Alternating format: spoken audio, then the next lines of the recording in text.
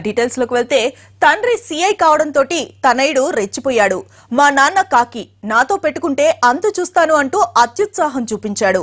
నన్ను ఎవరేం చేస్తారు అంటూ చేతికి పని చెప్పాడు. పోలీస్ కొడుకు అంటే అదేదో గొప్ప అనుకున్నాడు.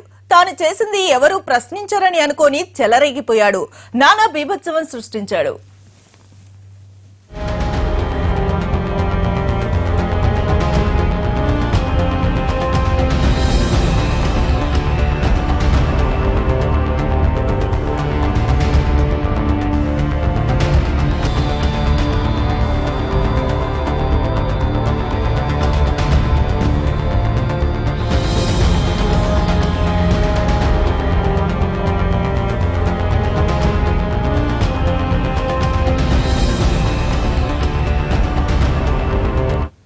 సైదాబాద్ లో వికారాబాద్ ఎస్పీ ఇన్స్పెక్టర్ కుమారుడు పృథ్వీరాజ్ ఒక వాచ్మెన్ పై దాడి చేశాడు. తన మాట వినిపించుకోలేదనే చిన్న కారణంతో రెచ్చిపోయాడు. వీధి రౌడీలా రెచ్చిపోతున్న కొడుకును మందలించాల్సిన పోలీస్ నాన్న తన హోదా పవర్ ని చూపించాలని అనుకున్నాడు. మరొక 4 కానిస్టేబుళ్లను పంపించి మరీ వాచ్మెన్ ను చితక్కొట్టించాడు.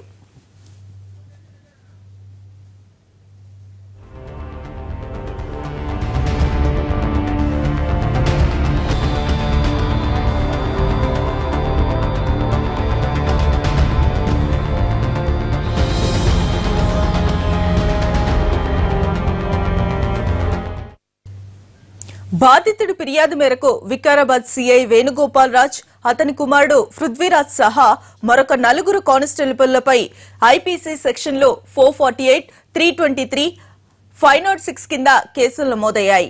ఈ కేసులో వికారాబాద్ సీఐపై విచారణ జరిపి చర్యలు తీసుకుంటామని జిల్లా ఎస్పీ తెలిపారు.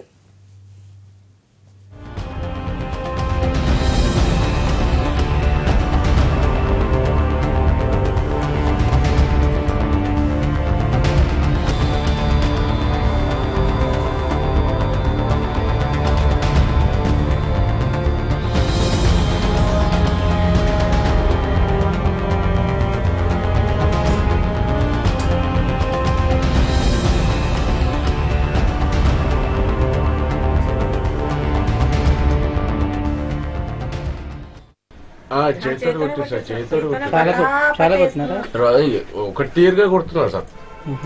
నేను ఆడ కూర్చున్నా ఏమి అసలు ఈ డిస్టర్బెంటే కావద్దంటారు. మరి మేము ఎట్లా బతకాలి సార్? మేము పనిచేసి బతికేటోళ్ళము. గిన్నెలు తోముకుంటే కూడా గిన్నెలు కూడా సౌండ్ కావద్దంటే మేము ఇక ఏం చేయాలి? మొత్తం చుట్టూ గోడీరు వాళ్ళు పట్ట ఏమైనా నెత్తి మీదనే పట్ట నెత్తి మీదనే కొడుతున్నారు. వాళ్ళు ఎక్కడ కొడతారు? నెత్తి మీదనే పట్ట పైకి లేవని వచ్చారు, కిందికి గులేసారు. మొత్తం గుంజుకుంటా మన ఈ గల్ల పట్టిరు. ఒకళ్ళు చేయి పట్టారు, మనిషికి ఓదికి చేయి పట్టిరు, మనిషికి ఓదికి గల్ల పట్టిరు. గుంజుకొని పోతూనే ఉన్నారు, కొడుతూనే ఉన్నారు. సరిగ్గా మరి ఏం లేదు సార్. అట్లా అసలు మేము అన్నది లేదు, ఆడింది లేదు. మేము అట్లా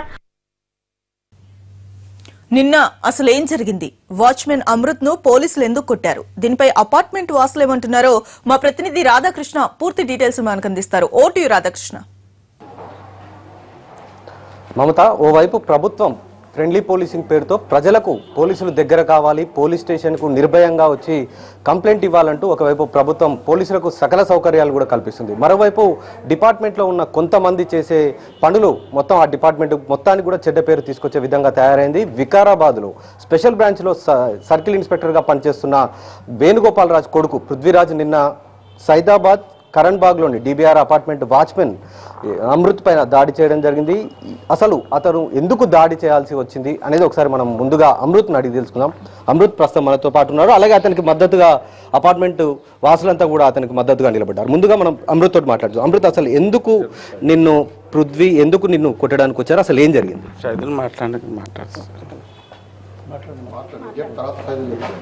చెప్పండి. నేను ఇక్కడ డ్యూటీలో ఉన్నా సార్. నేను 2 గంటలకు డ్యూటీలో ఉంటే 2 గంటల లోపల అదే వాళ్ళ టాటా సోమ్ ఆపి 8 మంది లోపలికి వస్తే నేనేం కూర్చున్నాను అనుకున్నా సార్. పట్టుకొని నన్ను ఇక గోధుమ గుంజుకొని పోయినట్టుగా ఇక గేట్ కాడ పడేసి కొడితే సార్ నా చక్రం వచ్చి నేను ఆడబడ్డా. మరి గేట్ లోపల పడినాక మళ్ళీ పైన కూడా గుంజుకొని పోయి మన అందులో వేసినాక కూడా కొట్టుకుంటూ పోలీస్ స్టేషన్ దాకా కూడా ఉండబోయారు సార్. నన్ను అలా పోలీస్ స్టేషన్ దాకా ఉండబోయినాక మళ్ళీ అది ఆపేసి నాకు లోపల 2 కానిస్టేబుల్ తీసుకొని పోయారు. వీళ్ళు ఎక్కడ పోయారు ఏమో సార్ తెలియదు. అంటే ఎందుకు కొట్టాడు అసలు? ఎందుకంటే ఇక్కడ బాస్వాళ్ళు తోమవద్దు, ఈడ బట్టలు ఉతుకొద్దు, ఈడ పిల్లలు అరుస్తున్నారు అంటాడు, ఫోన్లు చేయొద్దు అంటారు, ఏదానికైనా మీకు పోలీస్ కంప్లీట్ ఇస్తా అది ఇది అంటానంటే ఎందుకు ఇస్తావా అని నేను అన్నాను. అంత లోపల 10 గంటలకు అట్లా కంప్లీట్ చేసేది అన్నమాట. మాట్లాడినాక నేను ఏదో మామూలుగా అంటున్నారు అని సభలో కూకున్నా. 12 గంటలకు వచ్చి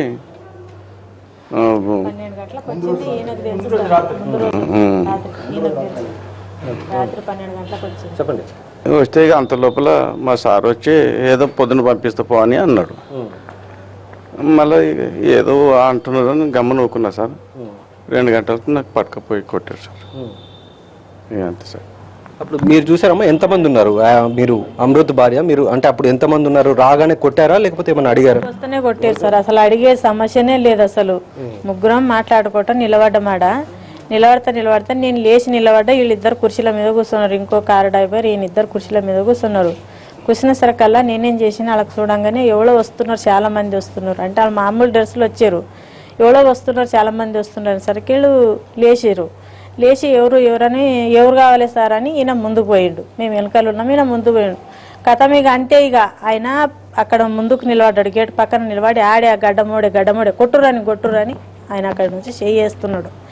ఈ కథ ఇక అంతే. ఇక మొత్తం చుట్టూ ముసురుకొని ఎట్లా పడితే అట్లా కొట్టుకుంటా వాళ్ళు ఇష్టం ఉన్నట్లు కొట్టుకుంటా తీసుకొని పోయారు సార్.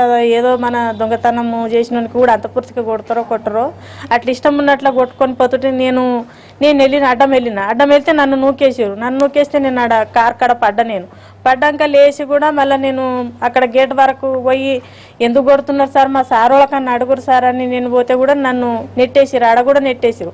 ఆడ నెట్టేసినాక మరి కార్ కాడికి తీసుకొని పోతుంటే కార్లో నేను ఈయనతో పాటు నేను పోదామని నేను పోతుంటే నన్ను రానియలేదు. నన్ను నా కొడుకుని ఇద్దరికి నెట్టేసారు సార్. ఇద్దరికి నెట్టేసి తీసుకొని పోయారు సార్. అది జరిగింది. మీరు ఆ రోజు ముందు రోజు కూడా వచ్చారని చెప్తున్నారు. అంటే ముందు రోజు వచ్చినప్పుడు ఏమన్నారు సార్? ముందు రోజు నేను మామూలు ఇక్కడ కూర్చున్నాను సార్. కూర్చుంటే ఆయన అక్కడి నుంచి మా బాబుతో నేను మాట్లాడుతున్నాను.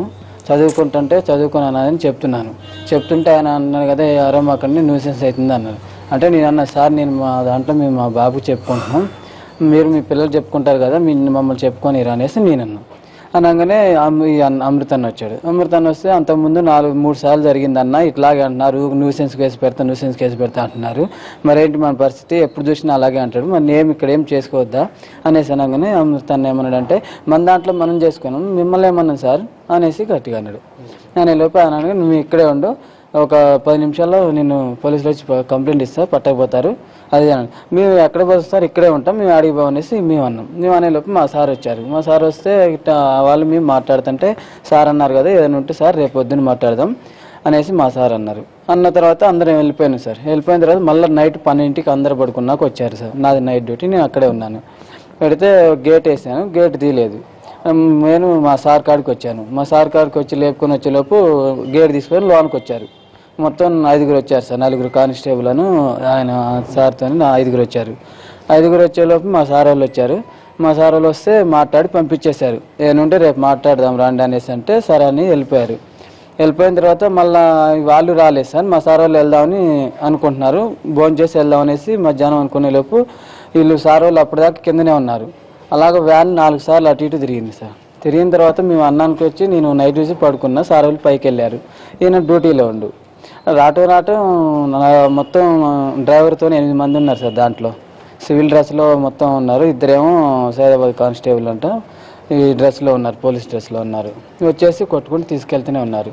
ఇంకా అప్పుడే నేను మా సార్ వాళ్ళు మా భార్య పోయి చెప్పి సార్ వాళ్ళు అక్కడికి పోయారు సార్. అది జరిగింది. మీరు చెప్పండి. అంటే మీరు మీ అపార్ట్మెంట్లో వాచ్మెన్ పిల్లలకు చదువు చెప్పడం కూడా తప్పు అంటూ కూడా అతను పక్కనున్న పృథ్వీరాజు దాడి చేశారు. దీన్ని మీరు ఏ విధంగా అతనికి భరోసా ఇస్తారు? అతను ఇప్పుడు భయపడుతున్న పరిస్థితి ఉంది, ఎందుకంటే ఒక పోలీస్ కుటుంబానికి సంబంధించిన వాళ్ళపైన కేసు పెట్టాడు. మీరు ఎలా ఆయనకు భద్రత కల్పించే ఉంది, అలాగే భరోసా ఏ విధంగా ఇస్తారు? కాదండి, తను ఒక పోలీస్ ఆఫీసర్ కొడుకు అని ఎట్లా అంటే అట్లా చేస్తే నడిచిపోతుంది అనుకుంది. ఏంటంటే వీళ్ళకి ఎవరు ఉండరు, ఎవరు ఇది ఉండదు అనేసి ఎట్లా అంటే అట్లా చేసి పట్టియాలని అనుకుంటే అసలు ఇంకా ఎవరు ఉండరు అనుకుంటారా? తను మా అపార్ట్మెంట్లో 8 సంవత్సరాల నుండి చేస్తున్నాడు. అతను మాల ఒక మనిషి అండి, మాల మేము తను అలాగా చూసుకోము. అది అట్లా కాదు, పిల్లల్ని చదువుకోవాలి అనే అంత సేపట్లోనే తను 1వ తారీఖు రోజు అండి, 1వ తారీఖు నైట్, అంతకుముందు 31st రోజు నైట్ కూడా తను మద్యం సేవించి వచ్చి అసలు డోర్లు దియ్యని 12 గంటల రాత్రి పోలీసు వాళ్ళని తీసుకొచ్చి చేయడం ఏందండి. కావాల్సి వస్తే అడగాలి, మా దాంట్లో సెక్రటరీ వాళ్ళందరూ ఉంటారు కాబట్టి మీరు అడగాలండి, వచ్చి అడిగి మీ దగ్గర ఇట్లా వాచ్మెన్ వాళ్ళు అల్లరి చేస్తుండండి, మాకు కొంచెం డిస్టర్బెన్స్గా ఉంది అని చెప్పాలి. చెప్పక చేయక ఒక దొంగ వాళ్ళ లెక్క వచ్చి పట్టుకొని పోవడం అది నిమాషగా అండి. కావాల్సి వస్తే మీరు అదే కాల్ చేసి వెళ్ళిపోవాలి, వాళ్ళకి అంత డిస్టర్బెన్స్గా ఉంటే వాళ్ళు కాల్ చేసి వెళ్ళిపోవాలి, కానీ మరీ ఇంతగా చేయొద్దండి. వాళ్ళు పొట్ట కోసమే కదా వాళ్ళు ఎక్కడన్నా పని చేసుకోవడము. వాళ్ళని అట్లా కొడితే ఇప్పుడు చాలా దెబ్బలు తాకినాయండి. వాళ్ళకి పిల్లల్ని ఎవరు చూసుకుంటారు, భార్యని ఎవరు చూసుకుంటారు? ఇప్పుడు ఇంకెక్కడన్నా దెబ్బ తాకి చనిపోతే ఎట్లా అండి? వాళ్ళ పైస ఉంది, బలం ఉన్నది అని చేస్తే వీళ్ళను అట్లా చులకన చేయడం ఇది కదండి. చూడండి, మీరే కూడా ఇది చేయండి. తనకి అంటే ఈ సంఘటన పైన ఇప్పుడు సైదాబాద్ పోలీసులు కూడా 2 కేసులు నమోదు చేశారు. ఒకటి పృథ్వీ ఇచ్చిన కంప్లైంట్తో పాటు ఇప్పుడు అమృత్ ఇచ్చిన కంప్లైంట్, ఈ 2 కంప్లైంట్ల మీద కూడా సైదాబాద్ పోలీసులు కేసు నమోదు చేసి ఒకవైపు దర్యాప్తు చేస్తున్నారు. మరోవైపు ఈ సంఘటనపై అపార్ట్మెంట్ వాసులు మాత్రం తీవ్ర ఆగ్రహం వ్యక్తం చేస్తున్న పరిస్థితి ఉంది. ఎందుకంటే పిల్లలకు చదువు చెప్పుకుంటున్న సమయంలో కొంత అల్లరి అనేది ఉంటుంది, అంత దాని సందర్భాన్ని దృష్టిలో ఉంచుకొని వచ్చి ఈ విధంగా దాడి చేయడం కరెక్ట్ కాదని చెప్తున్నారు. అలాగే ఆ రోజు వచ్చిన వెహికల్ కూడా వికారాబాద్ నుండి వచ్చింది వెహికల్, పోలీసు డిపార్ట్మెంట్కి సంబంధించిన వెహికల్. వచ్చిన వాళ్ళు కూడా 4 కానిస్టేబుల్ గానే చెప్తున్నారు, ప్రత్యక్ష సాక్షులు కూడా ఉన్నారు. సీసీ కెమెరా ఫుటేజ్ను కూడా స్వాధీనం చేసుకున్నారు. అందులో చాలా స్పష్టంగా ఉంది, అమృత్ని కొట్టిన విజువల్స్ కూడా రికార్డ్ అయ్యాయి. మొత్తానికి ఈ కేసు పైన ఇప్పుడు సైదాబాద్ పోలీసులు ఏ విధంగా అమృత్కి న్యాయం చేస్తారనేది వేచి చూడాలి. మమతా.